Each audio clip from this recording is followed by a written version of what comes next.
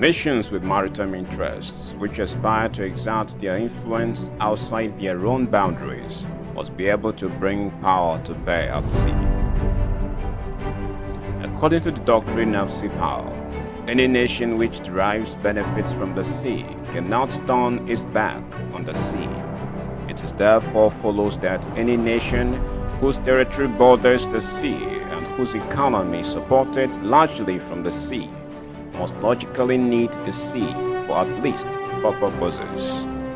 These are passage of goods and people, that is sustenance of commercial activities, passage of military forces for diplomatic purposes, and in the event of war, as a base for engaging the adversary's land, air and sea targets, exploration and exploitation of resources in or under the sea, preventing hostile military access to its territory.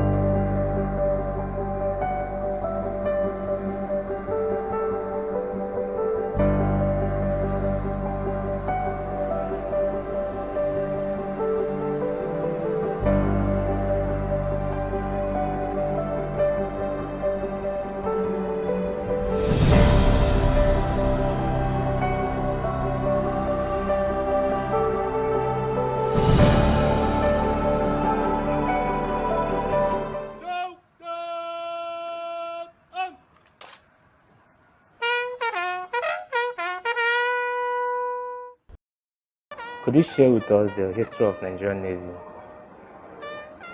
Well, the history of Nigerian Navy dated back to the colonial days.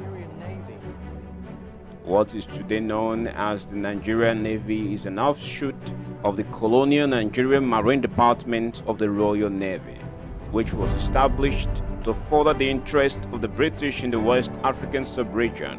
The functions of the Nigerian Marine at that time included port security and examination, provision of security for Royal Navy ships on patrol duties to and within Nigeria, ferry services, pilotage duties, serving of buoys and lighthouses. These duties obviously did not impress the nationalists, who desired a navy capable of ruling the waves just like the Royal Navy. Sometime August 1, 1956, there was a legislation by the then Colonial House of Reps in Nigeria. And there was an ordinance that was passed at that time and accepted by the Sir James Robertson, the then Governor General of Nigeria. And with that assent, that Royal Marine, as it was then, transformed to Nigeria Royal Defense Force, Royal Navy Defense Force. The colonial administration disbanded the Colonial Marine Department. Sequel to this action, 250 officers and men of the disbanded Marine Department were put together to form the nucleus of the Nigerian Naval Force, NNF, in April 1956. The force was later renamed Naval Defense Force, NDF, of Nigeria. On 1st June 1956, the NDF commenced operation with 11 assaulted ships and crafts inherited from the erstwhile Colonial Maritime Department of the Royal Navy.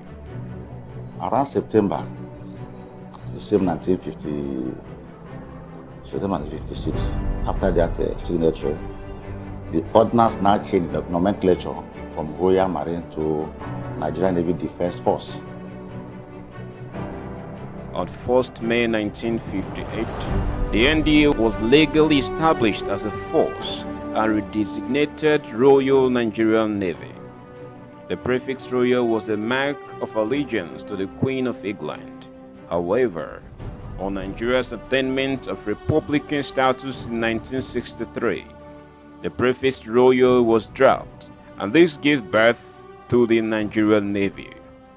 The modern-day Nigerian Navy subsequently came into being legally through the Act of Parliament number 21 of 1964. The roles of the Nigerian Navy will be more comprehended if more light is shedded on the standardized roles of navies worldwide and the concept of sea power.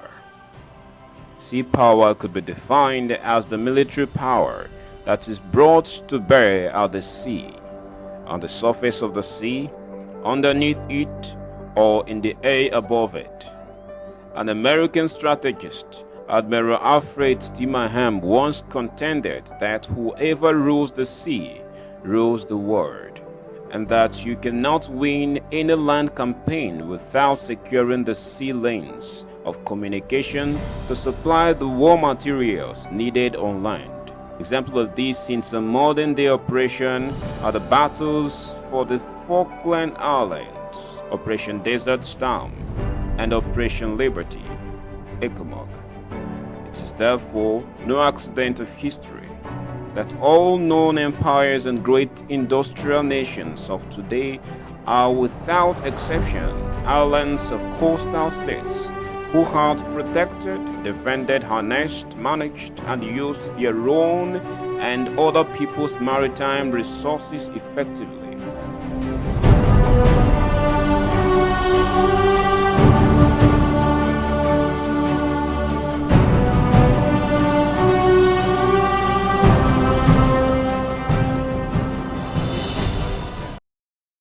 Could you share with us the three basic roles of Nigerian Navy?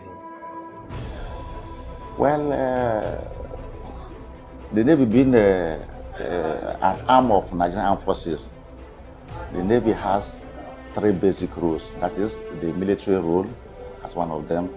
We also have the policing role, and we have the diplomatic role. All of them, though we have other, but these are the major. I will talk about the military role. Being an arm of Nigerian Armed Forces, the Nigerian Navy also partakes in most of the operations. For instance, like the one we have in Bugle, we have internal security operations in almost most of the states in the Niger Delta area and even up north there. So that is part of the military role, because we are part of the armed forces of the Federal Republic of Nigeria.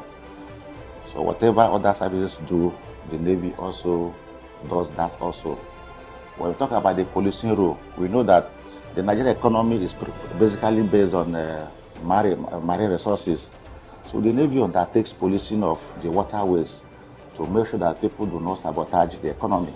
Among the roles we play there, we have anti-bunkering patrols, anti-fishery patrols, anti-piracy, because that one too works against the economy. So we also assist the immigration, the customs, on all those things. These are part of the policing role that the Navy undertakes from time to time, constitutionally assigned to the Navy by virtue of 1999 Constitution of the Federal Republic of Nigeria and the Armed Forces Cap 820, Law of Refrigeration. It defines the work of the Navy as an arm of the Federal Republic of Nigeria Armed Forces. Then, lastly, we also have the diplomatic role. In most cases, it comes in form of flag showing. Sometimes the federal government would like to project the power of the Navy in form of flag showing.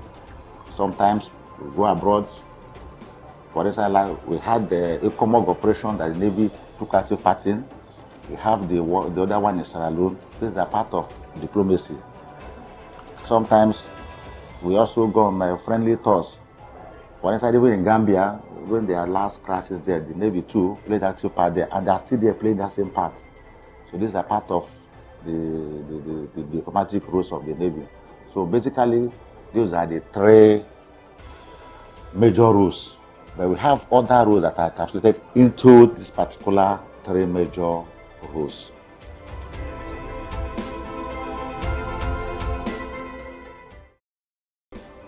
Could you share with us the hierarchy of leadership in the Nigerian Navy?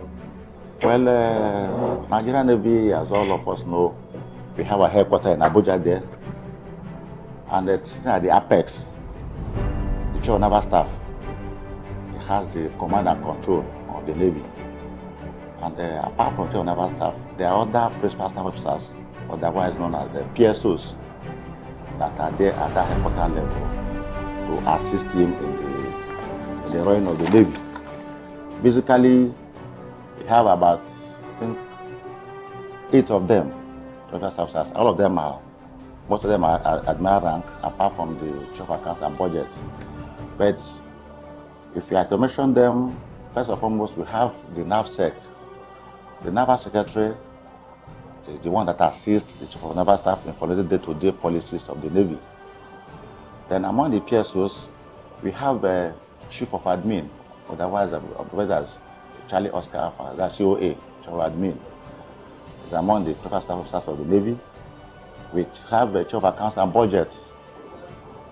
Also, we have a Chief of Policy and Plans. The plans, we draw up the plans of the Navy. We have a Chief of a Training Operation. He coordinates all the training activities and operational activities of the Nigerian Navy. We also have the Chief of Admin. We have Chief of Logistics that coordinates all the logistic procurement, distribution in the Navy also. We have Chief of Transformation. And last but not least, we also have the Chief of Naval Safety and Standards. Apart from all these ones at the Naval Headquarters level that are referred to as principal officers, we also have the FOCs at command levels. All of them work together to take Navy to a greater height. Presently, we have the Western Naval Command, headed by an FOC also. We have Flag Officer Command, East Naval Command. We have that of Central Naval Command. We have that of Logistic Command. And we have, of course, the Naval Training Command.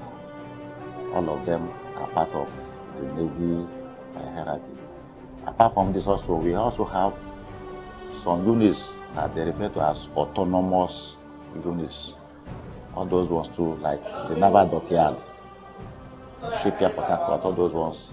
The NOD, the Naval Ordnance Depot, all those ones, we refer to them as autonomous units. Those ones are directly answerable to the Chief of Naval Staff. They are not under the FOCs. So these are the main structure of the Navy.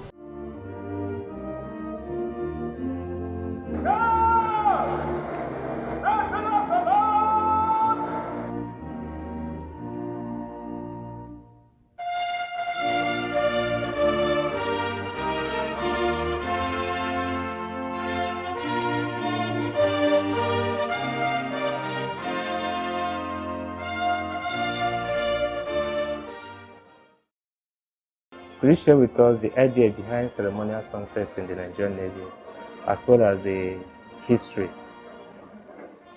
or the origin of the ceremonial sunset in the Royal Navy? In the Navy, we have a sunset and we have a sunrise. That's colors and sunset, basically.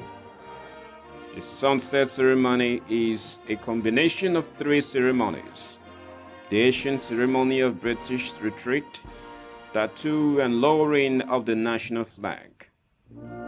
The ceremony is an important event as it marks the end of the events for the year in Nigerian Navy and to preserve one of the age-long tradition of navies worldwide.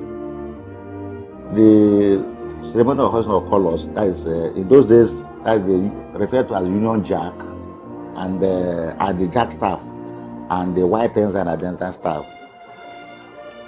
in the morning with a guard and band paraded was actually instituted by Lord St. Vincent in the year 1797 after the mutinies of Spithead and the Nore.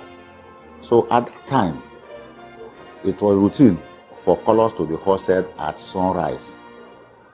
But sometimes in 1844, the time for the ceremony was changed to the one we are using now. So a ship in home water observed 0800, At that time, their period was from 25th of March to 20th of September. Then 000 hours from 21st of September to 24th of March at 00 hour abroad. So sometimes if Her Majesty's ship is in foreign port, or if a foreign warship is in company, maybe they are sailing together, the national anthem of the country or ship of the ship concerned is played immediately after the British national anthem. We are talking of British here because the origin of ceremonial sunset originated from Britain. So, but however, if in that's after the play national the national anthem of the ship concerned, however, in some extreme northern waters where an arbitrary time may be fixed, gather band are not paraded at sunset unless it is an occasion. And that brings us to what we talked about, ceremonial sunset. So the difference between ceremonial sunset and normal sunset is that in ceremonial sunset, gather bands are paraded.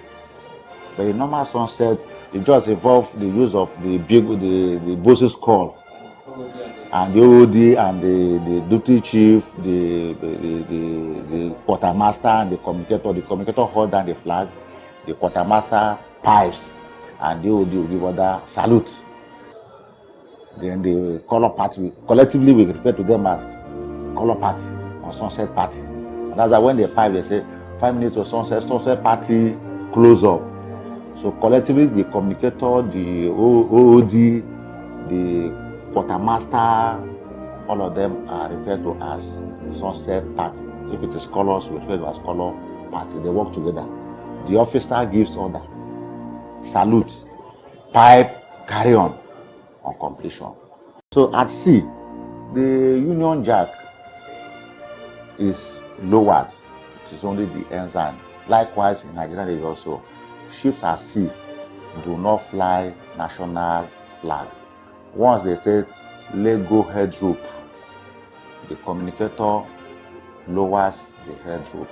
It is the ensign that is let flying. The ensign enables other ships to identify the nationality of that vessel, because the ensign is a combination of the Navy ensign and the national flag of the country concerned. And that is why the ensign is always there flying all through till the ship returns to harbor. However, when we get to full buoy, like in Nigeria, when they pipe for SSD men, the national flag is returned to that place. But while at sea, no matter the duration, the length, the ensign is always flying there. So, and at colors and at sunset, as we normally do, all the officers are rated on upper deck, always face the aft, where the ensign is flying, not the forecastle, because it is forecastle that we have the national flag. But once we are at sea, we do not fly the national flag, it is the ensign. And sometimes, because of splashing of water and the smoke coming out from the exhaust of the vessel, we normally transfer the ensign to where we call sea position, that is the mast up. We call it sea position, and that is where to remain until when the ship is coming back to harbor. The only occasion a vessel can fly national flag is when the ship is dressed overall. That is, before the ship overall, there must be a ceremony, either Navy week, or maybe you are carrying the head of state, or maybe it is specially ordered. So a ship that is dressed overall will definitely fly national flag. That is the only condition that a ship can fly national flag. But if it is not dressed overall, it is only the ensign that the ship will fly till it comes back to harbor. Rear Admiral Oladele Daji said that ceremonial sunset is a period of reflection where the dead and the living were remembered for their contributions in the service of their fatherland.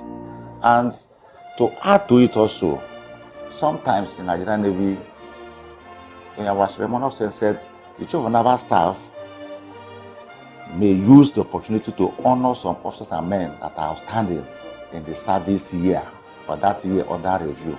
For instance, that officers that had nice command of their ship at sea normally award them the Commander-in-Chief badge in that occasion.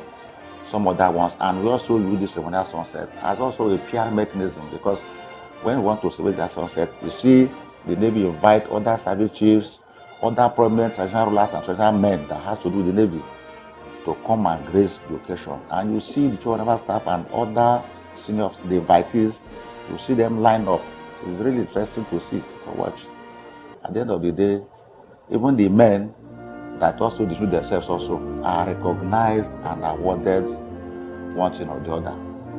And apart from at the national level also, at command levels too, the Air Forces too observe ceremonial sunset. Ceremony is saying that it is not always done at all the time. It is always time, maybe the Navy week. Mostly we do it in Navy week, as when they form, when we are trying to commemorate the birth of the Navy. We do it to round off the activities at the naval level and sometimes at the command levels also. So ceremonial sunset basically sometimes twice in a year, June to mark the end of the Navy week, and that of December to mark the end of Chief of Naval Staff annual inspection. The hoisting and lowering of colors, the prayer ceremony of colors normally is done by 0800 hours. And in most cases also, the hydrographic department, they are the ones that actually, through their records, know when to observe the sunset and the sunrise. But when we're talking about ceremonial sunset, there's no much distinction between the normal sunset we do in the Navy and the ceremonial sunset. The thing that makes it ceremony is that in ceremonial sunset, we have the parade of the guards and the bands.